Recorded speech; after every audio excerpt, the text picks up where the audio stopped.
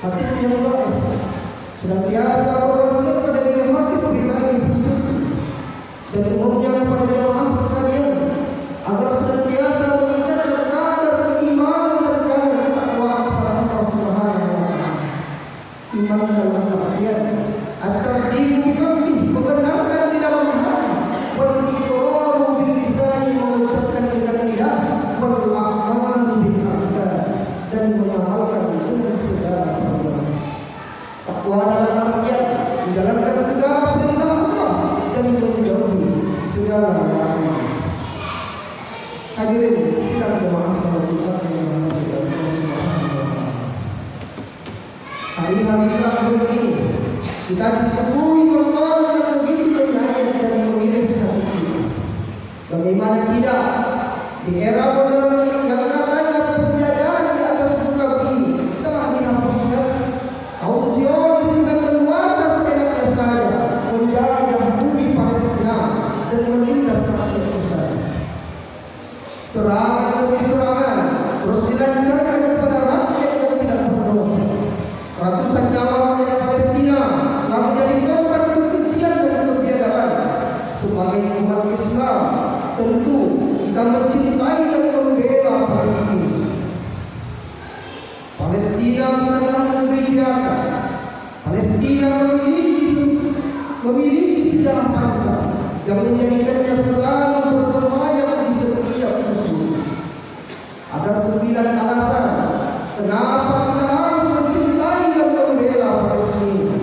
Yang pertama, di sana terdapat Masjid Al-Aqsa, masjid tertua di dunia setelah Masjid Al-Haram, dibangun pertama kali oleh Nabi Adam alaihissalam 40 tahun setelah beliau membangun Masjid Al-Haram.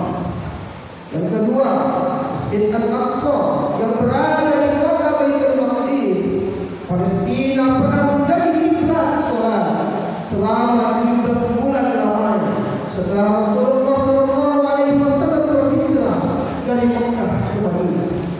Yang ketiga, Masjid Al-Aqsa yang berada di kota Baitul Maqdis, Palestina adalah titik akhir perjalanan Isra dan titik awal perjalanan Mi'raj. Isra dan Mi'raj adalah salah satu mukjizat terbesar yang Allah anugerahkan kepada baginda Rasulullah SAW. Di sanalah baginda Rasulullah SAW melakukan salat berjamaah, mengimami seluruh nabi dan rasul, mulai dari Nabi Adam alaihissalam hingga Nabi Isa alaihissalam. Yang keempat, Palestina adalah negeri para nabi dan rasul. Banyak sekali para nabi dan rasul yang pernah tinggal dan berdakwah menyebarkan Islam di sana. Di antaranya adalah Nabi Ibrahim, Nabi Yakub, Nabi Yusuf, Nabi Lut, Nabi Daud, Nabi Sulaiman, Zakaria, Nabi Yahya, Nabi Isa, dan Nabi-Nabi yang diutus oleh Allah kepada Israel yang jumlahnya sangat banyak. Yang kelima, di sana terdapat kota Baitul Maqdis, Ardul Mahsyar wal Mansyar, tempat dikumpulkannya seluruh manusia menjelang hari kiamat yang masih hidup pada ini. Karena di sanalah akan terbunuh di tangan Nabi Isa alaihissalam. Yang ketujuh, Palestina adalah bagian dari daratan Syam yang didoakan berkah oleh baginda Rasulullah SAW. Sebagaimana di dalam doa, Allahumma barik lana fi Syamina wa fi Yamanina. Ya Allah, berkahilah negeri Syam dan Yaman. Yang kedelapan, banyak sekali para sahabat yang pernah berdakwah, menyebarkan dan mengajarkan Islam di sana. Di antara mereka adalah Ubadah bin As-Samit, Shaddad bin Aus, Usamah bin Zaid bin Harisah, Wakilah bin Al-Asqa, Diyah al-Kalbi, Aus bin As-Samit, Mas'ud bin Aus, dan masih banyak lagi yang lain. Yang kesembilan, Palestina telah melahirkan ribuan ulama dan tokoh Islam terkemuka yang berkhidmah untuk Islam. Tercatat para ulama yang lahir atau pernah tinggal di Palestina adalah Imam Malik bin Dinar, Imam Sufyan al-Thawri, Imam Ibnu Sina, Sihab az-Zuhri, Imam Asy-Syafi'i, dan masih banyak lagi. Ma'asyiral muslimin,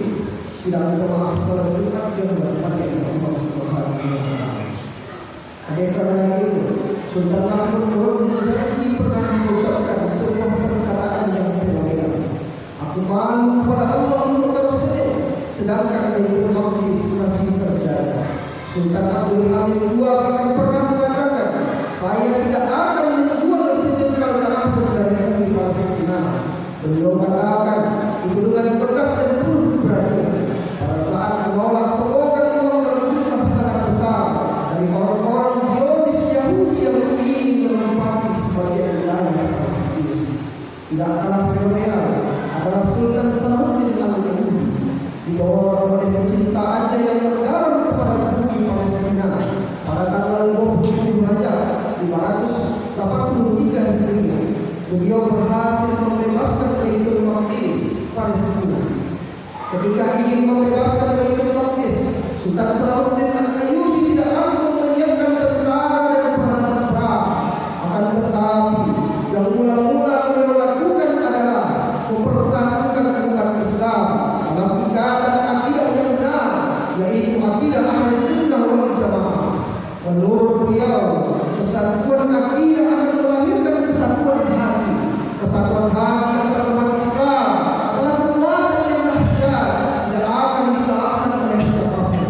Salah satu upaya untuk mewujudkan hal itu, beliau memerintahkan setiap guru azan di semua wilayah yang beliau kuasai untuk mengumandangkan akidah Asy'ariyah setiap hari sesaat sebelum azan subuh. Hadirin sidang jamaah salat Jumat yang dirahmati Allah Subhanahu wa taala. Sultan Salahuddin Al-Ayyubi adalah penganut mazhab Syafi'i dalam fikih dan pengikut mazhab Asy'ari dalam akidah. Sang sultan memiliki perhatian yang sangat besar dalam penyebaran akidah Asy'ariyah. Beliau adalah seorang sultan yang menghafal Quran, hafal kitab At-Tanbih, sebuah kitab yang menjelaskan tentang fikih mazhab Syafi'i, dan hafal kitab Al-Muwatta, sebuah kitab himpunan bait syair Sultan Salahuddin. Sebagaimana dijelaskan Imam As-Suyuti dalam Al-Wasail fi Musalamah al-Anwar, adalah seorang yang memegang teguh ajaran agama, waqaf, pejuang, mujahid, dan seorang yang bertakwa. Melihat perhatian khusus Sultan Salahuddin terhadap penyebaran akidah Asy'ari, Syekh Muhammad bin Habib Al-Barmaki telah menyusun kitab yang berisi bait-bait nazam dalam ilmu akidah Ahlussunnah wal Jamaah yang dia beri judul Hadaih Al-Usul wa Jawahir Al-Usul. Kitab itu lalu dihadiahkan oleh pengarangnya kepada Sultan Salahuddin Al-Ayyubi. Masyaallah muslimin sidang jamaah yang dirahmati Allah Subhanahu wa taala. Apa yang dapat kita lakukan untuk saudara-saudara kita di Palestina? Berjihad membantu mereka secara fisik melawan penjajah sudah jelas kita tidak mampu. Yang dapat kita lakukan adalah mengulurkan bantuan dana untuk meringankan penderitaan mereka. Minimal kita bantu dengan doa, karena hakikatnya doa adalah senjata seorang mukmin. Barakallahu fiikum wa lakum fil Qur'anil azim wa nafa'ani wa iyyakum bima fihi min al-ayati wa dhikril hakim wa taqabbal minni wa minkum tilawatan innahu was-sami'ul 'alim. Allahumma shalli 'ala sayyidina wa nabiyyina wa habibina wa mukhlina wa mustafa wa maulana Muhammad.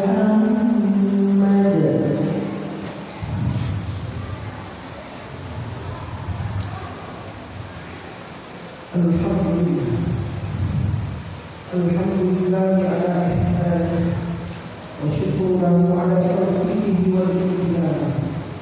Wa ashhadu an la ilaha illallah wahdahu la syarika lahu ta'ziman li syar'ihi. Wa ashhadu anna sayyidana Muhammadan 'abduhu wa rasuluhu ad-da'i ila ridwanihi. Allahumma shalli ala sayyidina Muhammad wa ala alihi wa ashabihi wa sallim tasliman katsiran. Ya ayyuhan nas ittaqullaha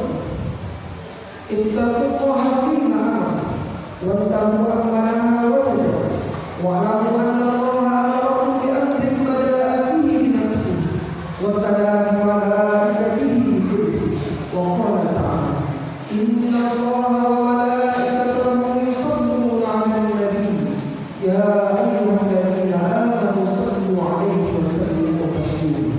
Allahumma salli ala sayyidina Muhammad wa ala ali sayyidina Muhammad kama sallaita ala sayyidina Ibrahim wa ala ali Ibrahim wa barik ala sayyidina Muhammad wa ala ali sayyidina Muhammad kama barakta ala sayyidina Ibrahim fil alamin innaka Hamidum Majid. Wa radiyallahu 'anil